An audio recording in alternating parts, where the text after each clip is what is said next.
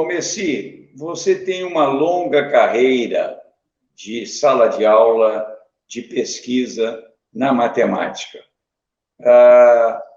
Como é que qual você acha que são os principais desafios éticos para a formação de matemáticos nesses tempos nossos em que os algoritmos se transformaram, segundo dizer de alguns, aquele que instrui o que é certo, o que é errado, o que eu gosto, o que eu não gosto, que dá um certo, digamos, o algoritmo virou a religião desse século XXI.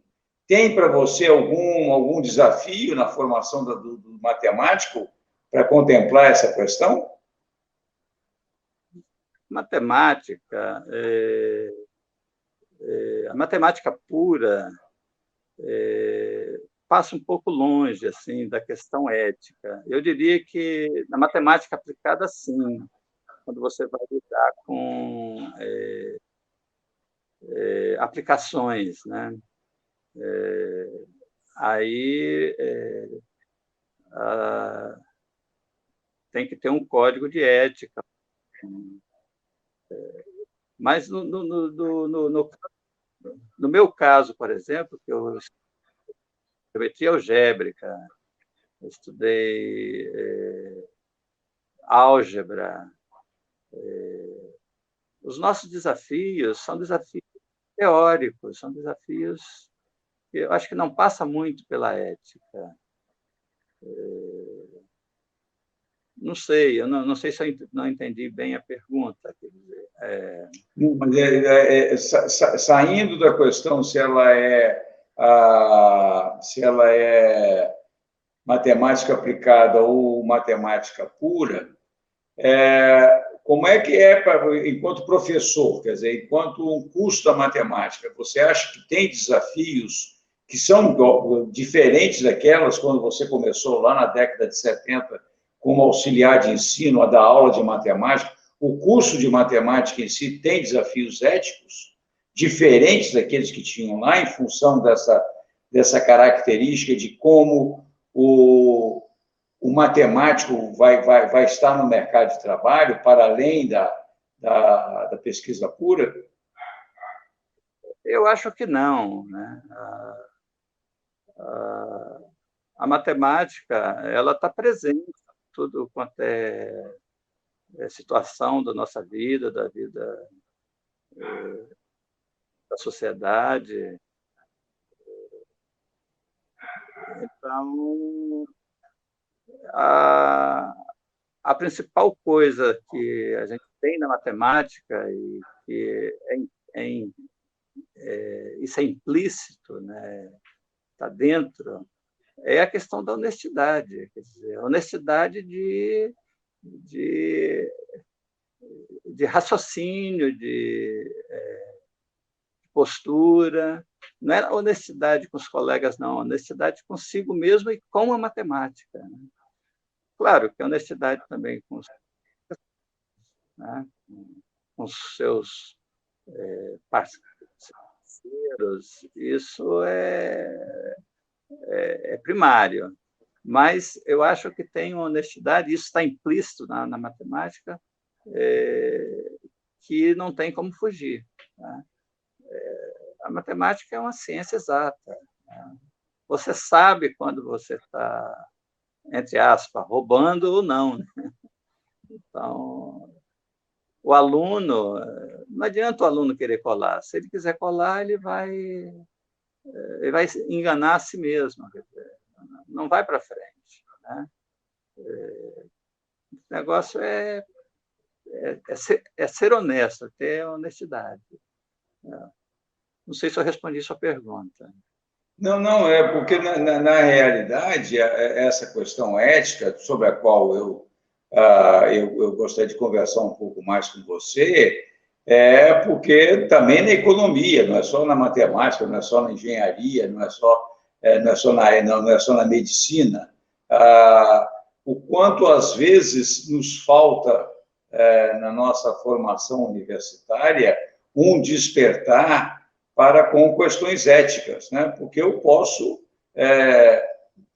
não ter nenhuma preocupação com a sociedade como um todo, nenhuma preocupação ética do compartilhamento de coisas, apesar de, por exemplo, ter estudado ou estar estudando numa universidade pública e gratuita de qualidade. E aí eu fico simplesmente pensando em mim mesmo, né? No caso da matemática, até porque agora sem dúvida nenhuma, uma profissão em ascensão. Não é? Você mesmo, muito recentemente, andou compartilhando aí os desafios que tem muito menos matemática do que o mercado está pedindo. Não é? Então, tem um processo de migração muito forte. E aí é quando essas coisas que você diz estão implícitas ou estão subentendidas, eventualmente precisam ser despertados, né? Valorizados e postos de forma explícita, numa conversa explícita de que quais são, afinal de contas, os nossos compromissos para além de nós mesmos. Ah, sim, claro. Eu acho que existe esse compromisso principalmente nós que trabalhamos, estudamos numa instituição pública, né? Então, isso tem que retornar para a sociedade, né? Eu sempre acredito nisso. Se bem que, no caso da matemática, assim como em outras áreas, digamos assim, de magistério, né? Isso é quase que natural, quer dizer, a pessoa, o aluno, o professor, ele aprende, ele acumula o conhecimento e não pode ficar para ele, quer dizer, ele tem que colocar isso em prática, colocar isso para a sociedade, né? Para o aluno, para os outros, para os colegas. Eu acho que é por aí. Vamos ficar um pouquinho mais nesse ponto. Você chegou a sentir isso em sala de aula, o conflito entre isso que você diz, olha, é implícito, está entendido, e essa máxima do individualismo exacerbado e uma máxima desse neoliberalismo a todo preço, que é muito bem caracterizado por uma frase famosa de Margaret Thatcher, né? Segundo a qual não existe sociedade, o que existe são indivíduos e, no máximo, famílias. Então, nós na universidade, temos muito pouco tempo e eu acho que, eventualmente, até fazemos pouco no sentido de um debate mais ético a respeito de valorizar a individualidade, mas a individualidade exercida em sociedade, em prol também da sociedade, vis-à-vis aquilo que é o que está implícito, é o que está no noticiário, é o que está em toda a propaganda, tudo que a gente imagina nas redes sociais, que é o princípio de eu sozinho, do eu, né? Do egoísmo, do individualismo exacerbado. Olha só, em princípio, o matemático ele não tem esse pensamento de individualista, embora o trabalho seja individual. Muito trabalho de matemática é individual, mas não é individualista. O matemático quer, digamos assim, se sente premiado se o trabalho é conhecido, se torna conhecido por maior número de pessoas, né? Ninguém faz matemática para si, né? A gente faz matemática para outras pessoas, os outros, tanto para a própria matemática, tanto para as outras áreas, né? As mais diferentes áreas, né? O que você imaginar, né? Não apenas as áreas técnicas de engenharia, economia, mas também as áreas sociais, e o que a gente sente, o que eu sinto falta, né, de aplicação de matemática, por exemplo, é na medicina. Eu acho que a medicina ela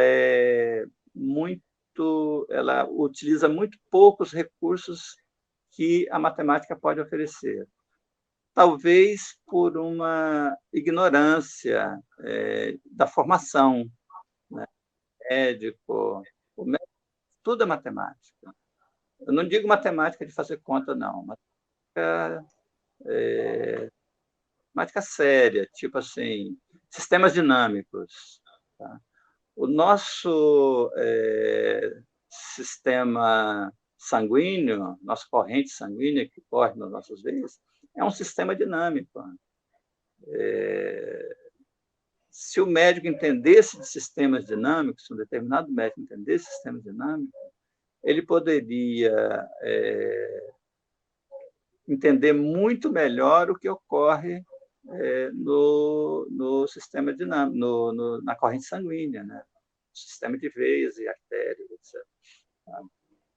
Eu sempre pensei isso. Tá? Como é que é? É um sistema hidráulico, né? E artérias. Isso pode ser modelado matematicamente. Precisaria ter melhores equipamentos e um conhecimento melhor por parte dos profissionais.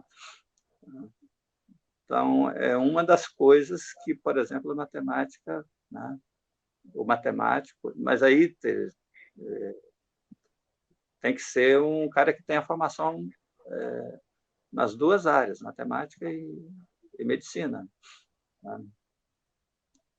Então, como é que convence um matemático a virar médico? Como é que convence transformar um médico em um estudioso da matemática? Ou como é que se consegue estabelecer o diálogo inteligente entre duas formações? Isso. Tem que ter equipes, né? Imagino que se tiver um diálogo entre um bom matemático, que entende bem dessa coisa, e um médico que esteja disposto a compreender isso, pode funcionar. Quer dizer, cada profissional não precisa entender de tudo, né? Mas ele tem que estar disposto a ouvir e colaborar com o colega da outra área. Né? Bom, se você acredita... Não sei se eu estou viajando, mas eu sempre pensei, eu sempre imaginei isso, sempre pensei sobre isso. Não, você não está viajando, não. Você está sendo contemporâneo dos desafios que nós temos, né? Porque desafio da nossa formação é exatamente porque não adianta a gente estar formando especialistas. Cada vez mais o que é valorizado é a capacidade de diálogo, a capacidade, a permeabilidade, está permeável, está poroso para interagir com outros campos de saber e descobrir pontos de convergência. O que é que o meu saber pode contribuir para o seu saber e como é que esses dois saberes podem contribuir para o saber de um terceiro e como que dessa mistura de 4, 5, 6 áreas ou 6 saberes diferentes, a gente pode evoluir no conhecimento, para além das nossas caixinhas, né? Para além das nossas caixinhas. Você não falou ainda, mas a pandemia agora provou a importância dos modelos. Dos modelos matemáticos. Da importância dos modelos matemáticos. E isso meio que passa batido na discussão da sociedade, né? Na aceitação deste conhecimento. Aliás, no caso brasileiro, está complicado, porque qualquer conhecimento virou subversão. Né? Nós estamos vendo uma etapa lamentável. Qualquer coisa que minimamente coloca as pessoas para pensar é um ato subversivo por parte de quem está no poder ou das pessoas que bajulam o poder. Né? Mas você conseguiu, em algum momento da sua experiência na universidade, ampliar esse diálogo? Muito pouco. Em um certo momento, eu consegui dialogar com os físicos. Já foi uma vitória, né? Já foi uma vitória. Assim mesmo que você é amigo deles, né? Porque, principalmente a física teórica, né? A física teórica usa modelos matemáticos, né? O modelo do universo é modelado, quer dizer, não tem como você experimentar isso. A física não tem como fazer uma experiência sobre a origem do universo. Isso é um modelo matemático. Bom, Bessi, a gente vai fazer um breve intervalo. Já a gente volta para uma conversa com quem tem histórias para contar.